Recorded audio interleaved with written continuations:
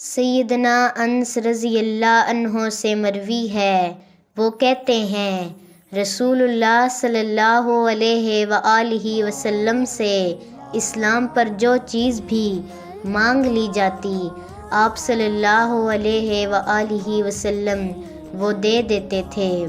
ایک دفعہ ایک آدمی آیا اور اس نے آپ صلی اللہ علیہ وآلہ وسلم سے کوئی سوال کیا۔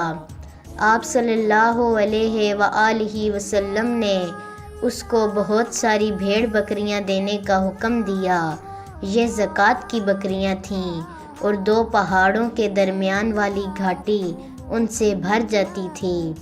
وہ بندہ اپنی قوم کی طرف لوٹا اور ان سے کہا، اے میری قوم، اسلام قبول کر لو، کیونکہ محمد صلی اللہ علیہ وآلہ وسلم اس طرح کثرت سے دیتے ہیں کہ ان کو فاقے کا ڈر بھی نہیں ہوتا۔